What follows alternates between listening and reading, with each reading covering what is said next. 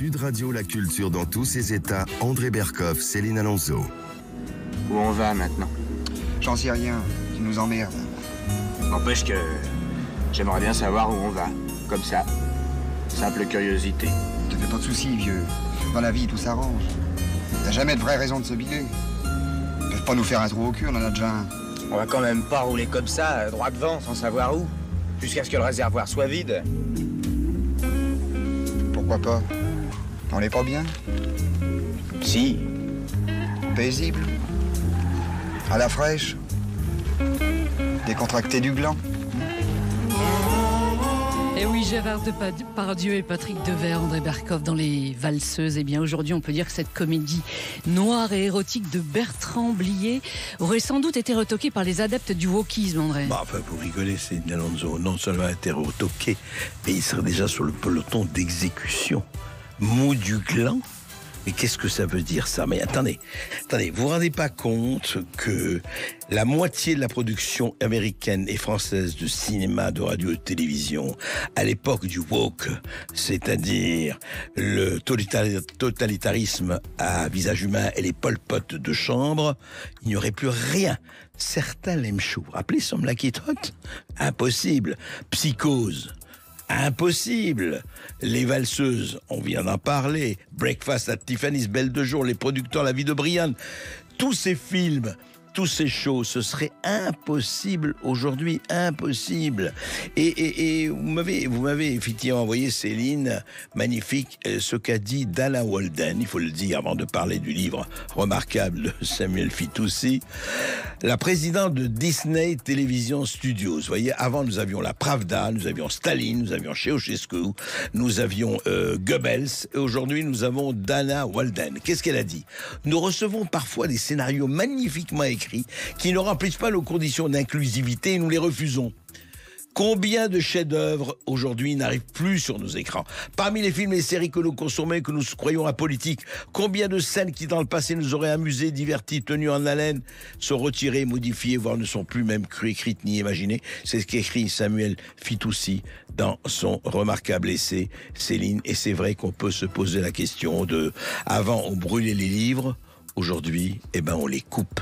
Et oui, effectivement, l'essai de Samuel Fitoussi qui sera avec nous dans un instant est vraiment percutant. André Berkoff, Woke Fiction, comment l'idéologie woke change nos films et nos séries, comment ce nouveau paradigme culturel menace notre civilisation. Eh bien, on va en parler dans un instant. Alors restez avec nous, on reçoit Samuel Fitoussi. À tout de suite.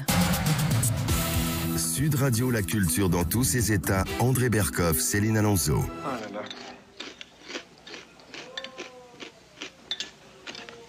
Oh, oh.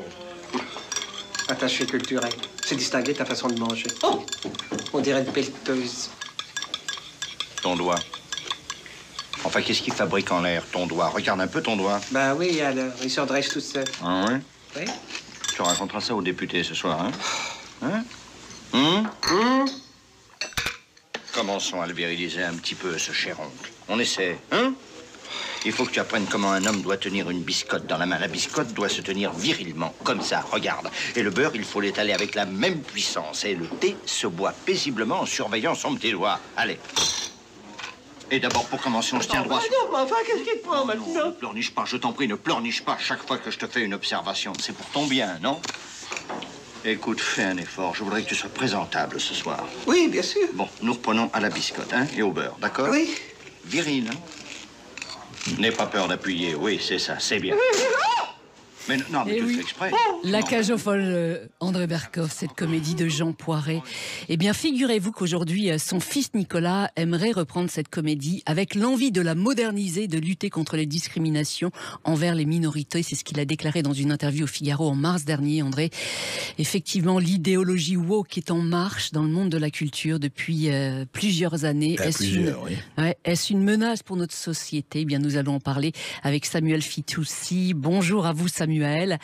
Alors, vous êtes essayiste, auteur et chroniqueur au Figaro. Vous publiez au Cherche Midi Woke Fiction, comment l'idéologie change nos films et nos séries. Alors, avant de répondre à cette question, rappelons, c'est qu'est le wokisme?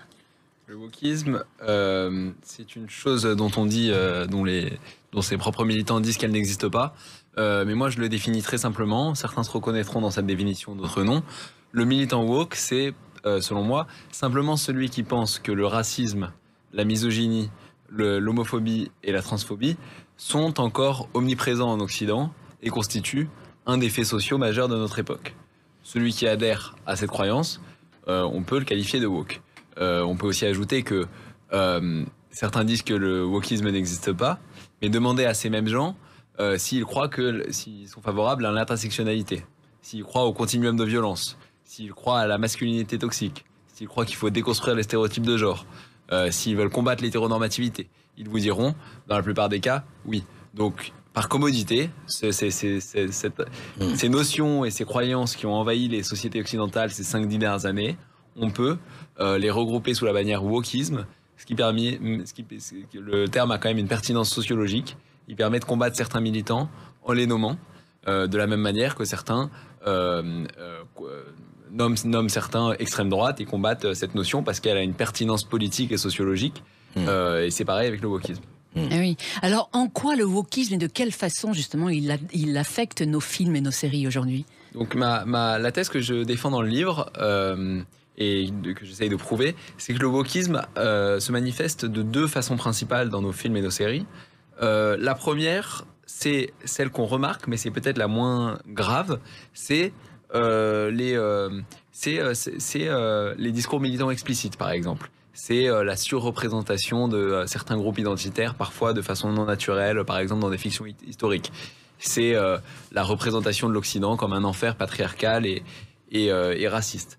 Donc ça, c'est la première façon, mais souvent quand des films comme ça sont produits, on voit que c'est des films woke, qui sont critiqués, etc. Mais la deuxième façon, qui est pour moi plus grave et plus insidieuse, c'est ce qu'on remarque pas. Donc c'est-à-dire que je pense que beaucoup de films aujourd'hui sont produits, ou de séries, on les pense apolitiques, mais ce qu'on ne voit pas, c'est que s'ils avaient été produits il y a encore 10 ans, ils auraient été produits très différemment, ils auraient eu plus de saveur, parce que les scénaristes et les sociétés de production se seraient permis d'inclure certaines choses, certaines blagues qui seraient aujourd'hui jugées problématiques. Ce que vous voulez dire, c'est que dès le départ, aujourd'hui, dans la création, et depuis 10 ans, effectivement, il y a une espèce de chape de plomb, c'est-à-dire qu'avant de commencer à écrire, avant de commencer à concevoir, avant de commencer à produire une série, un film, etc., on obéit, on se soumet à quelques oukases. C'est ça. On intériorise, disons, des interdits et des injonctions. La soumission, on intériorise la servitude volontaire. La servitude volontaire, si vous voulez, mais c'est pas toujours une servitude parce que dans le monde de la culture penche majoritairement à gauche. Or, la gauche est devenue woke ces dernières années. En tout cas, une partie de la gauche. Donc, on adhère volontairement à ces injonctions parce qu'on pense façonner un monde meilleur. On ne veut pas. Que c'est le camp du bien, que c'est bien. Voilà, on ne veut pas représenter à l'écran des scènes problématiques qui pourraient indirectement inciter au mauvais comportement, etc. Mais parfois, c'est effectivement institutionnalisé. Par exemple, aux États-Unis, toutes les grandes sociétés de production ont recours à des cabinets de conseil qui relisent leurs scénarios avant le tournage, pour leur dire s'il y a C'est généralisé, ça. C'est généralisé. Tous les oui, c'est des consultants spécialisés en inclusion et diversité. Et vous le rappelez, c'est depuis l'affaire George Floyd. Ça existait avant, mais ça s'est vraiment généralisé depuis l'affaire George Floyd. Et ces cabinets de conseil vont relire les scénarios, vont dire attention, là dans cette scène, il y a une femme et elle n'a pas assez d'influence sur le cours de l'action. Ça pourrait être une négation de sa force et de son indépendance. Il faut lui donner un rôle plus important. Là, il y a une minorité, mais tu la représentes un peu négativement, ce qui pourrait indirectement alimenter certains stéréotypes. Donc, il va falloir réécrire cette scène. Là, il y a une blague, mais on peut la considérer misogyne ou on peut considérer qu'elle alimente certains stéréotypes de genre. Donc, tout va être aux normes, même quand le film ne nous semble pas apolitique. Bon, une fois qu'on a dit ça, il reste quand même des espaces de liberté, il reste des bonnes séries non woke qui n'intègrent pas ces commandements. Mais voilà, en tout cas, les grands studios de production et beaucoup des films et des séries qu'on voit aujourd'hui sont aux normes. Dernière chose sur ce point, même les logiciels d'écriture de scénarios aujourd'hui, c'est incroyable ce que vous racontez, sont dotés d'outils d'inclusivité. Ça, c'est Final Draft, par exemple, c'est le logiciel d'écriture le plus utilisé pour écrire des scénarios, et il propose des outils d'intelligence artificielle où le scénariste précise les déterminismes identitaires de chacun de ces personnages, donc leur couleur de peau, s'ils sont handicapés ou non, leur orientation sexuelle. Et l'outil génère des petits diagrammes pour que l'auteur puisse voir les données d'inclusivité. Ah oui, donc ce qu'il faut mettre ou pas mettre. Voilà, s'il a suffisamment représenté certaines minorités, certains groupes, s'il y a une surreprésentation de blancs, ce qui pourrait s'apparenter à une forme de racisme. Mais ça, Samuel, dans l'enquête vendu. que vous avez fait, c'est vraiment généralisé aujourd'hui. Alors, généralisé. Et je parle dans les studios de télévision, de séries, etc. Alors aux États-Unis, oui. Aux États-Unis, oui. En France, un peu moins, mais ça l'est quand même. Et ce qu'il faut voir, c'est que même quand c'est pas institutionnalisé, c'est appliqué de manière volontaire parce qu'on adhère à l'idéologie qui dicte ces contraintes en croyant, c'est jamais avec de mauvaises intentions, mais en croyant évidemment façonner un monde meilleur. Oui, bien sûr. L'enfer est pavé de bonnes intentions. Oui, alors en France, justement, quelle est la position du CNC et du ministère de la Culture à ce sujet? Alors en France, le monde de la culture penche aussi à gauche, évidemment. Le CNC, par exemple, accorde un bonus de financement aux films dont l'équipe de tournage est paritaire. Vous voulez dire moitié homme, moitié femme. Moitié homme, moitié femme. Ça, oui. On peut adhérer à ça. On peut aussi penser que c'est une forme d'identitarisme. On ne voit pas les gens comme des individus avec leur mérite. Bien sûr. On les assigne à des groupes. C'est les quotas, la méthode de discrimination positive. Il y a aussi un fonds du CNC. En plus, vous le dites que c'est un bonus de financement de 15%. Voilà, donc c'est quand même significatif. Ouais. Il y a aussi un fonds du CNC, donc un fonds public dédié aux films qui représente beaucoup la diversité. Donc bon, voilà, c'est des choses dont on peut se réduire ou pas, se réjouir ou pas, mais ces choses sont quand même institutionnalisées.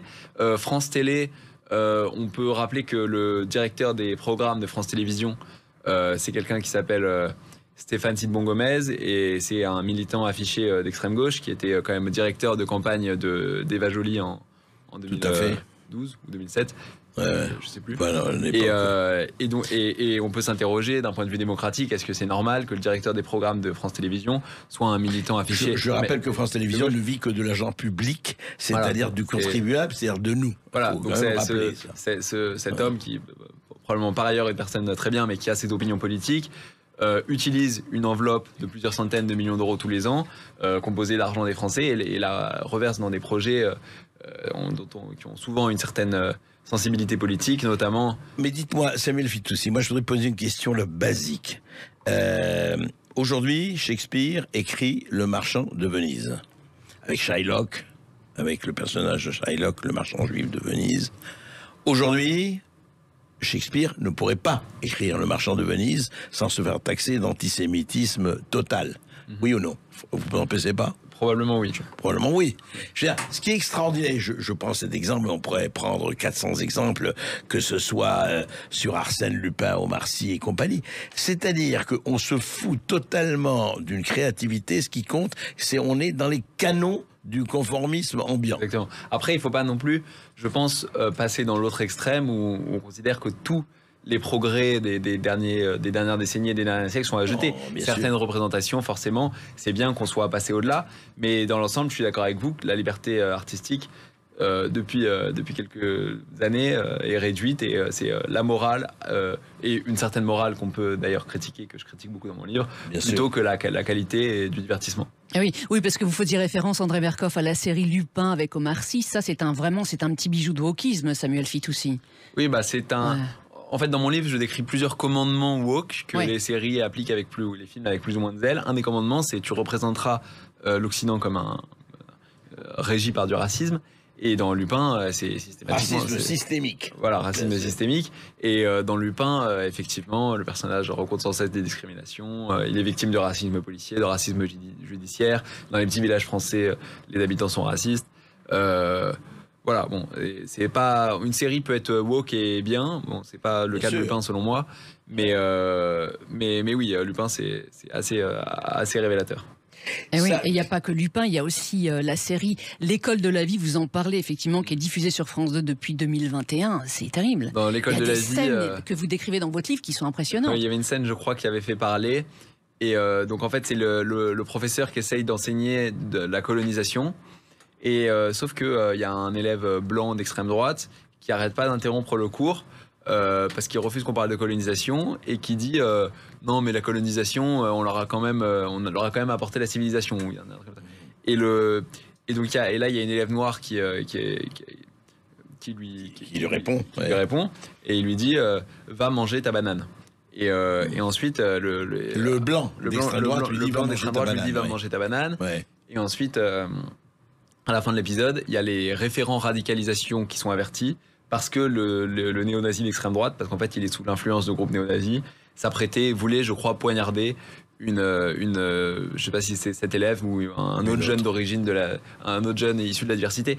Donc voilà, il y a la présentation d'un monde qui n'est pas celui qu'on connaît. Bon, je veux pas dire qu'il n'y a pas de gens d'extrême droite néo-nazis violents, évidemment il y en a, mais c'est pas aussi il y en a pas autant qu'on pourrait croire quand on regarde leur série. Et par ailleurs, ce qui est assez moralement qui pose question dans cette scène, c'est qu'on sait très bien que c'est pas la colonisation aujourd'hui qu'on a du mal à enseigner en cours, c'est plutôt la Shoah dans certains quartiers. Donc voilà, cette scène était un peu ça me rappelle, vous savez, la phrase immortelle de Michel Audiard. Il y a certes des poissons volants, mais c'est pas la majorité de l'espèce. Oui. Voilà. Alors Samuel Fitoussi, dans votre livre, effectivement, vous décrivez 8 commandements woke auxquels la fiction doit désormais effectivement se plier, et vous étayez donc cela par de nombreuses démonstrations. C'est quoi Alors allons-y pour les. On en a parlé. Le premier, c'est. Bien ça de Samuel on vient Fitoussi. d'en parler. Le premier, c'est tes minorités seront discriminées. Oui, on vient d'en parler. Ensuite, il y a un autre commandement auquel vous faites référence, c'est tu effectueras un découpage identitaire de la société, tu la représenteras. C'est-à-dire, Samuel? Oui, donc c'est l'obsession identitaire de la représentation basée sur des critères ethniques dont on a parlé. Ça a déjà quelques années. En 2015, aux Oscars, il y avait eu un hashtag qui avait circulé, Oscar trop blanc, c'est-à-dire qu'on déplorait le fait qu'il y ait trop de blanc en fait.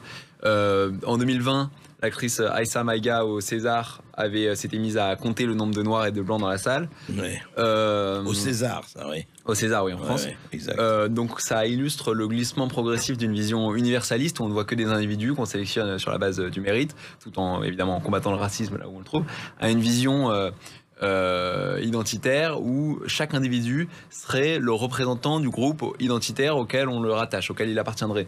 Parce que même cette idée qu'il y a différents groupes identitaires qui composent la société, elle est déjà en elle-même très contestable. Mais même si c'était le cas, le fait qu'il faille représenter de manière proportionnelle chaque groupe absolument en traitant chaque individu comme un membre interchangeable de son groupe est elle aussi encore plus contestable. Ah oui. Donc, et quant à l'Académie des Oscars, effectivement, vous l'expliquez de quelle façon elle a récemment introduit 4 critères de diversité pour qu'un film soit éligible à un prix, André. Ou aux Oscars. Aux Oscars, à partir de 2024. Ouais. Les seuls films qui pourront gagner des Oscars, et donc on peut imaginer qui pourront donc concourir aux Oscars, et donc on peut imaginer d'ailleurs que toutes les grosses productions américaines intégreront ces critères parce que tous les gros studios espéreront gagner un Oscar. Donc il y a plusieurs critères très stricts c'est racialistes où il faudra, j'ai oublié les chiffres exacts, mais à peu près 30% de minorités ethniques à l'écran et derrière la caméra, parce que c'est pas que à l'écran, il y a aussi les critères derrière la caméra. Bien sûr.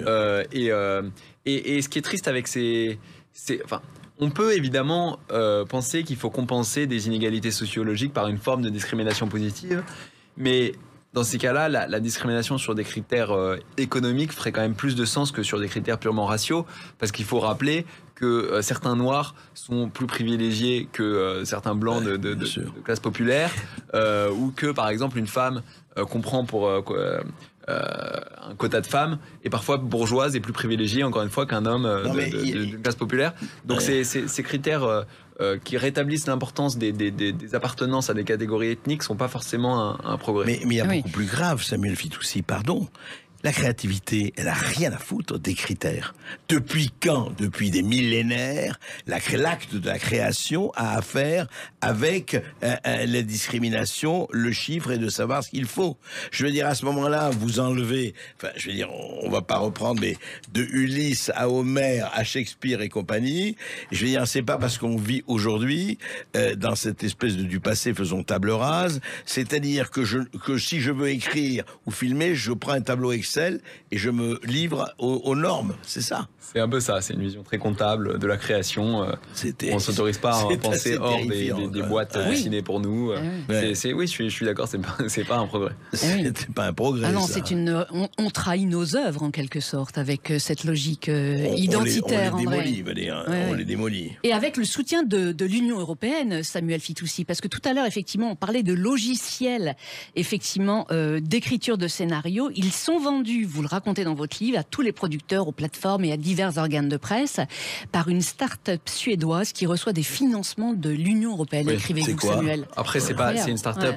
Je sais pas, elle a reçu des financements. Je sais pas si c'est l'entreprise principale dans le domaine, mais oui, il y a notamment une start-up suédoise qui vendait des outils d'intelligence artificielle pour aider, pas seulement dans le cinéma, mais aussi à la presse. Par exemple, elle en vendait, je crois, à la BBC, pour qu'ils aient des petits logiciels installés et qui calculent les taux de diversité dans leur contenu, je crois même dans leurs articles, et qui leur disent au cas où il fallait compenser en discriminant positivement certains groupes ou discriminant négativement d'autres groupes. Parce qu'il faut rappeler évidemment que la discrimination positive, le corollaire, c'est toujours une discrimination négative de certains groupes. On va continuer à en parler. Exactement, Samuel Fitoussi, on va continuer cette plongée fascinante dans l'univers de la woke culture dans un instant sur Sud Radio. Restez avec nous, on revient dans un instant, à tout de suite. Sud Radio, la culture dans tous ses états. André Berkoff, Céline Alonso.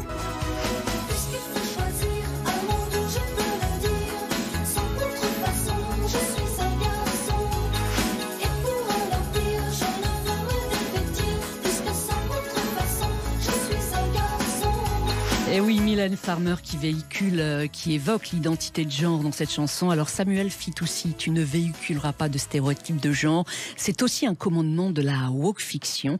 En quoi y a-t-il eu une révolution à l'écran sur ce thème ces dernières années ? Donc, depuis quelques années, on considère que les différences de choix entre les hommes et les femmes, les différences moyennes toujours évidemment, de choix professionnels notamment entre les hommes et les femmes, ou le choix de divertissement, sont des constructions sociales. Donc les woke partent du principe qu'il n'y a aucune différence psychologique moyenne innée entre les hommes et les femmes liée à des différences biologiques.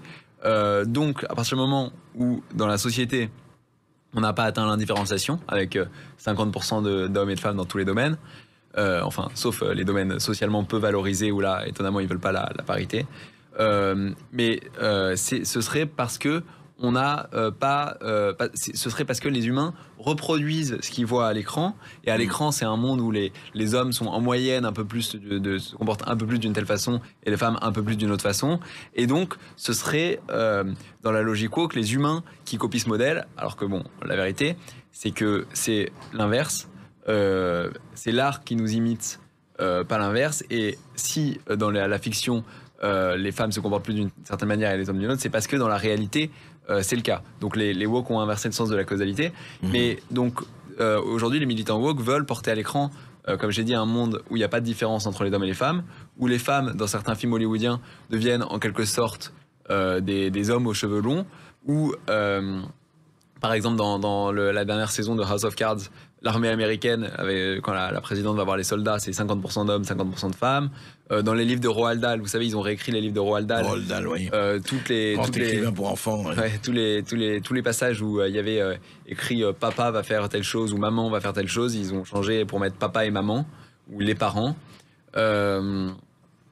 Donc voilà, il y a une vraie recherche, une vraie lutte contre tout ce qui pourrait indirectement propager des stéréotypes de genre, même des films comme par exemple Indiana Jones, où en quelque sorte on peut dire que c'est une célébration du sens de du courage et du sens de l'aventure masculin, qui a une valeur peut-être un peu plus historiquement masculine que féminine, ce qui ne veut pas dire qu'il n'y a pas des femmes qui sont des aventurières géniales avec qui sont des héros, évidemment, et donc on considère que c'est problématique, et donc par exemple dans le nouveau Indiana Jones n'est plus du tout héroïque, et il y a deux personnages principaux, un homme et une femme qui se comportent exactement de la même manière. Et qui se partagent l'héroïsme. Et qui se partagent les tâches. Ce qui en soi n'est pas un problème, évidemment. On ne peut pas devenir des woke inversés et critiquer toutes les œuvres affranchies des stéréotypes traditionnels. La question, c'est la prolifération de ce genre de fiction qui donne l'impression d'être en quelque sorte artificiel. Ça aussi non seulement la prolifération, mais l'interdiction de toute œuvre bien qui sûr. ne serait pas... C'est ça le problème. C'est exactement ça. Non seulement la prolifération, mais c'est que si vous avez une opinion un peu différente, eh ben vous ferez pas votre film, vous ferez pas votre livre, vous ferez pas votre série. C'est exactement Oui. ça. C'est ça. Et vous dites donc que les scénaristes woke, en voulant écrire des personnages de femmes inspirantes, créent des femmes sans faille, sans relief. C'est-à-dire, expliquez-nous. Donc souvent, pas Ouais, tous, mais ouais. l'idée c'est que donc c'est toujours une vision assez infantilisante où les femmes ne se comporteraient pas assez d'une telle façon dans le vrai monde parce qu'elles n'auraient pas assez de modèles à l'écran. Donc les scénaristes woke veulent créer des rôles modèles féminins. Donc en faisant ça, souvent, ils créent des personnages qui dès le début n'ont pas de faille. Dès le début, c'est des personnages qui se battent mieux que les autres. Elles sont parfaites. Qui quoi. sont plus intelligentes, Ouais, qui sont c'est parfaites. Et elles croient, et les scénaristes woke croient en faisant ça, créer un modèle féminin, mais un modèle pour les femmes. Mais la vérité, c'est que ces personnages souvent ne sont pas très attachants parce que dans les arcs narratifs classiques, un personnage commence avec certaines qualités et certains défauts, mais il doit se remettre en cause, ou en tout cas il doit surmonter certains obstacles, soit en comprenant qu'il doit améliorer certains, il doit s'entraîner par exemple, soit par exemple en travaillant, en acceptant, en exerçant une forme d'humilité, en acceptant de compromettre sur certaines valeurs, de collaborer avec d'autres personnages pour combattre le méchant et atteindre ses objectifs, soit en changeant légèrement d'objectif. Donc en tout cas, il doit connaître soit en se concentrant plus sur sa famille ou sur d'autres valeurs. Donc il doit connaître une transformation intérieure et il doit souffrir pour atteindre ses objectifs. Et les spectateurs doivent s'identifier à ce héros parce qu'ils le voient échouer, ils le voient faillible, et quand finalement il réussit, les spectateurs doivent savoir que ce qu'il obtient, il l'a mérité, parce qu'ils ont vécu avec lui cette transformation. Quand on crée un personnage sans faille dès le départ, le personnage n'est absolument pas attachant, il évolue Et on pas. peut pas s'identifier à lui. Et on peut pas s'identifier à lui. Et le problème aussi, c'est que dans ces films-là, parce que souvent il y a aussi une couche de féminisme avec, c'est le personnage féminin dès le départ est parfait, et en fait son obstacle c'est pas lui-même, c'est pas ses propres failles, c'est la société. Donc en fait c'est la société qui l'empêche de donner pleine mesure de son potentiel. C'est la société par exemple qui considère qu'une femme ne devrait pas investir les voies traditionnellement plus masculines. Donc la société qui lui dit mais non, toi t'es une fille, mais non, ne fais pas ça. Et donc en fait c'est pas au personnage principal de se remettre en question dans ces cas-là, c'est à tous les autres, à son environnement. Bien sûr. Donc ces personnes, voilà, c'est la société qui est coupable. Et donc encore une fois, le personnage ne peut pas être attachant, ne peut même pas être sympathique parce que voilà, un bon exemple de ça. Mais vous avez vu quand même, Samuel Fitoussi, qu'il y a eu quand même des contre, comme quoi on n'est pas totalement passé de l'autre côté, basculé dans l'orwellisme le plus total. Vous avez vu, alors c'est de la publicité, vous avez vu ce qui se passait avec Budweiser, où ils avaient mis une drag queen pour vanter les mérites de cette bière, de sa marque de bière préférée. Ils ont perdu 10 milliards de dollars. Enfin, ça a été une chute. Donc, il y a quand même des réactions. Il y a des réactions. La difficulté, c'est que la majorité des gens dans la société occidentale n'est pas woke, effectivement. Donc quand une marque comme Budweiser fait ça, il y a des conséquences. Sauf que... Mais c'est pas vrai, vous dites dans les cinémas, enfin, dans les films et tout ça. Sauf que dans l'industrie de la culture, les woke sont majoritaires ou en tout cas dominants. Et contrairement à ce qu'on pense, les producteurs ne sont pas tous des gens cyniques guidés par leurs intérêts économiques, mais sont parfois vraiment des militants. Ils pensent vraiment, ils sont persuadés de la justesse morale de leur cause, ils sont persuadés d'avoir le devoir de ne pas propager les mauvais stéréotypes, véhiculer les mauvais messages, etc. Donc, ce n'est pas sûr que la réalité économique les rappelle à la... Pardon.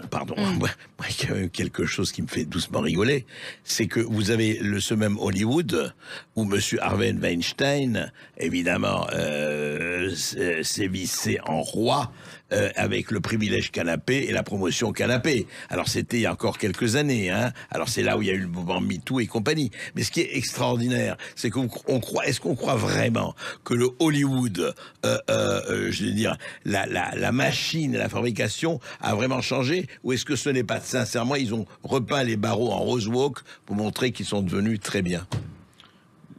Les coulisses de Hollywood, je sais pas, mais je pense quand même qu'il y a eu un changement dans la culture à Hollywood. Et puis bon, même s'ils ont juste repeint les barreaux, comme vous dites, ça a quand même un impact sur les fictions qu'ils produisent. Donc, mais c'est vrai que c'est, mais c'est vrai que la vague de films dans la version woke du féminisme a commencé justement après l'affaire Weinstein, comme s'ils avaient un devoir moral de compenser. C'était l'autre côté de George Floyd, quoi. Il y avait George Floyd et Weinstein. Exactement. Eh oui. Exactement. La preuve, effectivement, dans les grands blockbusters hollywoodiens depuis quelques années, et vous le racontez, les intrigues amoureuses ont pratiquement disparu. Samuel Fitoussi, ça c'est incroyable. Les intrigues amoureuses. C'est-à-dire que pour les femmes, une femme émancipée serait une femme libérée de toute influence masculine, André, en quelque sorte. Exactement, c'est un peu... en fait, donc déjà, oui, pour l'influence masculine, certains woke considèrent que chaque personne doit être guidée par la promotion des intérêts identitaires de son propre groupe. C'est une vision assez cynique de la nature humaine. Et donc, plutôt que d'un modèle où les hommes et les femmes s'entraident parfois, c'est souvent un modèle qui est mis en avant où c'est la sororité. De la même manière, les intrigues reposant sur une rivalité entre plusieurs femmes disparaissent peu à peu parce qu'il y a l'idée woke selon laquelle toutes les femmes doivent être unies, alliées, et la rivalité féminine serait construite par le patriarcat pour détourner les femmes du combat contre le patriarcat et les inciter à se livrer une guerre intrasexuelle à la place. Donc effectivement, il y a même un exemple récemment où le président, je crois, de Marvel, il y a 2-3 ans, a dit... c'était, je crois, une série axée sur Doctor Strange, un personnage de l'univers Marvel. Dans le dernier épisode d'une des saisons, il devait y avoir... cet épisode-là était centré sur une jeune super-héroïne qui apprenait à utiliser ses pouvoirs. Et Doctor Strange, tout le monde pensait que Doctor Strange allait l'aider. Et le chef de Marvel a dit... finalement, on a choisi de pas faire ça. Attendez, vous imaginez le message que ça aurait renvoyé qu'un homme blanc de 50 ans aide cette jeune femme. Donc en fait, l'idée que si une femme est aidée, c'est une négation de son autonomie. Ou alors ça ne peut être aidé qu'à par une minorité racisée qui va effectivement voler à son secours. Et il y a la même chose sur les noirs et les blancs. À Hollywood, il y a un combat contre le sauveur blanc. Le cliché de ce que les woke appellent le sauveur blanc, c'est-à-dire que un noir. C'est quoi le sauveur blanc? Donc c'est-à-dire que un bon exemple de ça, par exemple, c'est Green Book. Green Book, je ne sais pas si vous l'avez vu, il a été primé.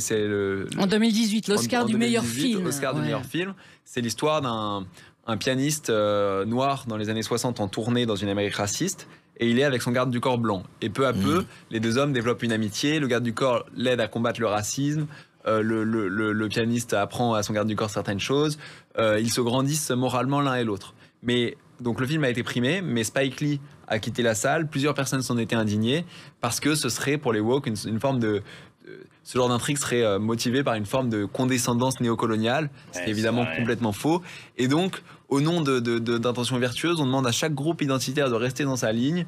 On supprime l'entraide possible entre groupes et encore une fois c'est une vision assez triste de la société dans laquelle on vit, où il y aurait des groupes identitaires qui se livrent une guerre, qui sont engagés dans un jeu à somme nulle. Chacun doit défendre ses intérêts. L'entraide est impossible. Voilà, une forme de ségrégation au nom de l'antiracisme.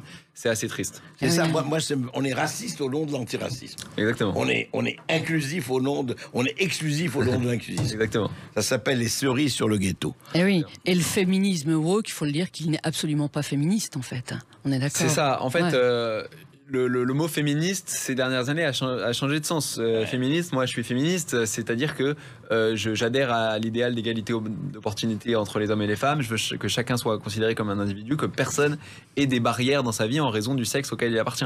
Mais le mot féminisme aujourd'hui ne veut pas dire ça. Féminisme veut dire certitude que l'Occident est patriarcal, qu'il existe un important privilège masculin et qu'il est très difficile d'être une femme en Occident. Et ça c'est pas un jugement de valeur, c'est un constat empirique avec lequel on peut être en désaccord tout en étant féministe. Nous sommes des victimes. Voilà. Oui. Et on le reste. Autre commandement que vous soulevez dans votre livre, c'est « Tu haïras les hommes ». Une des constantes des séries woke, écrivez-vous, c'est la misandrie. Comment en est-on arrivé là ? Effectivement, c'est très étrange. Depuis quelques années, la misandrie est non seulement banalisée dans les films et les séries woke, mais encouragée, célébrée comme une affirmation de vertu progressiste.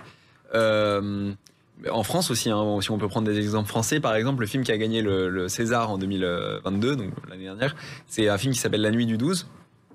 Et c'est un film qui raconte l'enquête policière suite au meurtre d'une jeune femme. Et c'est inspiré d'une histoire vraie. Et donc la police mène son enquête et ils interrogent des dizaines de suspects, tous des hommes, et tous sont narcissiques, sans empathie, obsédés sexuels. C'était des proches de la victime, mais ils n'ont aucune peine pour la victime. Donc bon... pourquoi pas, mais c'est étonnant. Et un stéréotype, quoi. Et la morale du film, c'est exprimé à haute voix par une jeune policière qui est le personnage le plus positif du film, issu de la diversité. Elle dit: on ne saura jamais qui a tué Clara, la victime s'appelle Clara, parce que tous les hommes auraient pu l'avoir tuée. Donc sous-entendu, chaque homme est un assassin potentiel. Tous les hommes sont des meurtriers potentiels. Et ça va même plus loin que ça, parce que ce même personnage, après, explique pourquoi certaines enquêtes policières ne sont pas résolues.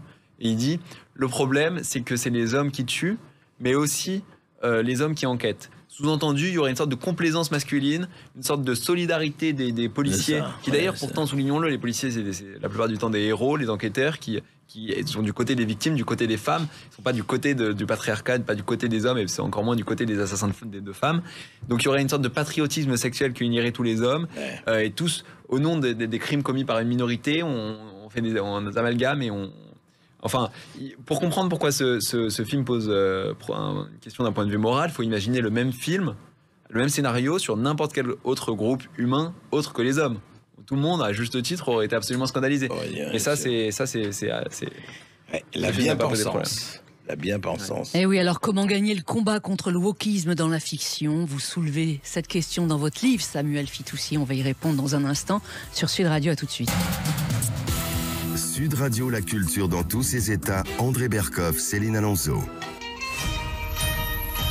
Salut Barbie, salut Barbie, salut Barbie, salut Barbie, salut Barbie, salut Barbie. Ah.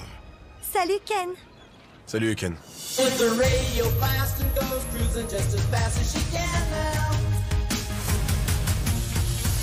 Je pensais rester chez toi cette nuit. Pourquoi? Parce qu'on est copains-copines. Et on fera quoi? Bah en fait, je sais pas trop.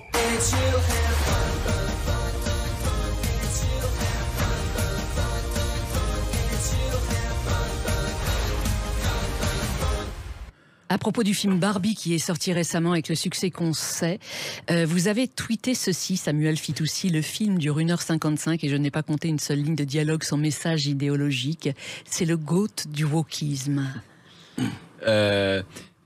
Barbie, c'est un film qui valide beaucoup des commandements que j'explique dans mon livre, dont je parle dans mon livre. Par exemple, vous disiez tout à l'heure, l'amour disparaît. Donc Barbie, si le film avait été fait il y a 10-15 ans, on peut imaginer qu'il y aurait eu peut-être une histoire d'amour avec Ken. Là, la morale du film, c'est que Ken doit apprendre à vivre sans Barbie et que Barbie doit apprendre à vivre sans Ken en sororité. Ça, la disparition de l'amour, notamment en vertu du constat, de l'idée woke selon laquelle la société patriarcale, trop longtemps, a incité les femmes à privilégier la recherche de l'amour et leur foyer, plutôt que l'accomplissement par la réussite professionnelle. Et donc, on met en place une sorte de contre-modèle, mais on peut se demander si ce modèle n'est pas... en fait, on demande un modèle de réussite dans la vie où ce qui compte, c'est d'obtenir un maximum de pouvoir sur les autres, c'est de gravir les échelons professionnels, mais c'est pas de s'accomplir professionnellement. D'ailleurs, la première scène de Barbie est assez révélatrice. C'est des petites filles qui prennent leurs poupées et les frappent contre le sol, parce qu'elles sont libérées du devoir de maternité. Donc on célèbre ça comme une grande... c'est intéressant. Vous voulez dire, il y a tous les stéréotypes qui sont là, quoi. C'est vraiment le festival, la foire, quoi. Il y a aussi, on peut aussi parler, par exemple, dans Barbie, en fait. Donc c'est un film assez misandre où tous les hommes sont idiots, narcissiques, inutiles, etc. Et dans Barbieland, les rôles sont inversés. Les femmes occupent les rôles des hommes, et de ce que les woke pensent être les rôles des hommes, et vice-versa. Sauf que les Barbie, les femmes, dans le Barbieland, les femmes, du coup, remportent des prix Nobel, sont astronautes, ingénieurs, etc. Mais on peut remarquer une chose, c'est que dans Barbieland, elles sont pas plombières, elles sont pas éboueuses, elles sont pas ouvrières du bâtiment, elles sont pas opératrices de grue, elles sont pas pêcheuses en haute mer. Pourquoi elles le sont pas? Sans doute parce que les créatrices de Barbie appartiennent à l'élite des femmes, et les hommes qu'elles côtoient ne sont pas opérateurs de grue, ouvriers, etc. Donc, elles ont une image un peu déformée de ce qu'est, dans les sociétés occidentales, le privilège masculin. Parce que effectivement, les hommes sont un peu surreprésentés dans les sphères dites de pouvoir, mais ils sont aussi surreprésentés dans les domaines les moins enviables. Dans les ramasseurs d'ordures, etc., les éboueurs et autres. Exactement, dans les destins individuels les moins enviables. Et ça, elles ne le disent jamais, ce qui donne une image un peu déformée, parce que le féminisme est porté par l'élite occidentale, le féminisme woke en tout cas, ce qui donne une image déformée du rôle des femmes et des hommes dans la société, et qui donne même une image déformée de la toxicité masculine, parce que elle voit pas que les hommes, c'est aussi les gardiens de prison qui enferment ceux qui nous mettent en danger, c'est aussi les enquêteurs qui aident les victimes, c'est aussi ceux qui sont en Ukraine en train de résister à l'invasion russe. C'est aussi, c'est tous les gens qui se battent. Donc, mais comme justement, et on le voit aussi dans Barbie, l'enjeu pour ces femmes-là, c'est des choses comme dans Barbie, par exemple, ce qui est censé prouver le patriarcat, c'est que au board de Mattel, la société de Barbie, il n'y a que des hommes. Bon, déjà, c'est faux parce que dans la réalité, il y a 5 femmes et 6 hommes. Mais même en admettant, déjà, ça prouverait rien parce qu'on ne peut pas déduire d'une asymétrie statistique une discrimination. Mais surtout, on voit que c'est un enjeu qui est plus proche sociologiquement de ceux que rencontrent les femmes qui ont créé Barbie. Mais c'est pas rentrer au comité exécutif de grandes entreprises, c'est pas l'enjeu pour la majorité des hommes dans les sociétés occidentales et pour la majorité des femmes. Ouais. Samuel Fitoussi, comment peut-on gagner le combat contre le wokeisme dans la fiction? C'est possible ou pas? En fait, il y a 2 combats. Le combat pour gagner la bataille des idées, c'est simplement opposer les meilleurs arguments et ça va prendre énormément de temps. Mais il y a un autre combat qui est de réussir à leur dire: vous avez le droit d'avoir vos opinions, ils sont légitimes, et c'est vrai, leurs opinions il faut les écouter, il faut les entendre, ils sont parfois intéressants et créent des changements intéressants. Donc ayez vos opinions, simplement, on veut juste pas que vos opinions qui sont encore subjectives et que la population ne partage pas, on ne veut pas que vous nous forciez à y adhérer, que vous nous forciez des messages politiques pour lesquels, alors qu'on veut simplement être divertis, surtout d'ailleurs dans les fictions produites par le service public, et les gens de gauche, les conservateurs peuvent avoir certaines idées, les gens de gauche auraient raison de nous dire ne mettez pas ces idées dans les films, d'ailleurs ça va dans les 2 sens. Et pour gagner ce combat-là, je pense qu'il est très important de repolitiser certaines idées woke. Les woke, leur force, c'est qu'ils arrivent à se dire non politiques, ils arrivent à se décrire comme antiracistes, comme féministes, comme militants pour les droits LGBT. Et ça, d'un point de vue sémantique, c'est des causes avec lesquelles, évidemment, on ne peut pas être en désaccord, sauf qu'ils ont changé le contenu des mots. Et ces termes ne veulent plus dire ce qu'ils voulaient dire originellement, mais comme pour eux c'est des termes hors des clivages politiques, c'est des causes universelles, de leur point de vue, ils ont le droit de les mettre dans les fictions. Mais en repolitisant ces mots-là, en utilisant par exemple des mots comme woke pour les décrire plutôt que antiraciste et féministe, on peut repolitiser ces enjeux et les virer du monde. Mais Samuel Fitoussi, vous croyez pas que moi je vous suggère aussi peut-être une suite à votre livre, c'est qu'au fond tout cela, soyons absolument clairs, enfin pour moi, je veux dire, c'est que tout ça, c'est simplement tout ça est utilisé pour enfumer. Où sont les livres, où sont les films et les œuvres sur ce qui se passe vraiment dans la société, quelle société mondiale, où sont les livres, où sont les films sur les problèmes économiques, sur les problèmes, tout ça, c'est extraordinaire, les Ken Loach ou ça en compagnie. C'est-à-dire que je peux me tromper, mais je ne crois pas. Je crois qu'il y a eu au départ quelque chose de très bien sur l'identitaire, mais le woke est un formidable rideau de fumée qui sert à la segmentation absolue du capitalisme de connivence. Oui, mais le problème... Regardez, non mais juste, pardon, Assa Traoré chez Louboutin. C'est ça aussi le woke, quelque part. Oui, non mais ça c'est sûr que certains profitent quand ils peuvent. J'aimerais quand même, avant de se quitter, j'aimerais quand même rajouter une information que vous donnez dans votre livre qui, moi, m'a interpellée. Parce que vous dites quand même que depuis 2020, je vous cite, le gouvernement oblige tous les producteurs de cinéma à suivre tous les ans une formation de rééducation idéologique dispensée par des activistes d'extrême gauche. À quoi on les rééduque exactement? En fait, c'est l'association AVFT. C'est tous les producteurs de cinéma doivent se rendre pour être éligibles à des subventions. En France, à une formation contre les violences sexistes et sexuelles. Et ça, typiquement, dit comme ça, c'est une bonne chose qu'ils soient formés contre les violences sexistes et sexuelles. Qui pourrait être contre? Le problème, c'est le contenu de ces formations. Ces formations, si vous allez sur leur site, ça parle de continuum de violence, par exemple. Le mot est sur leur site, qui est une théorie militante éminemment contestable avec laquelle, par exemple, je suis pas d'accord. Je pense pas qu'il y ait un continuum de violence qui va des stéréotypes de genre au féminicide. Donc, ils enseignent le continuum de violence. Le site est écrit en écriture inclusive. On n'a pas forcément à être d'accord avec le fait d'écrire en écriture inclusive. Et donc, le fait que des gens comme ça, engagés sur le spectre politique très à gauche, partisans de thèses éminemment contestables, donnent des cours à tous les producteurs de France, devraient, dans un pays démocratique, nous poser question. Eh oui, et le Merci. combat, En tout cas, le combat est loin d'être gagné. Samuel Fitoussi, merci d'être venu sur Sud Radio. Je rappelle que Woke Fiction, ce livre passionnant dans lequel vous brossez un tableau édifiant du monde de la culture, est paru aux éditions du Cherche Midi. Tout de suite sur Sud Radio, c'est Brigitte Lahaie.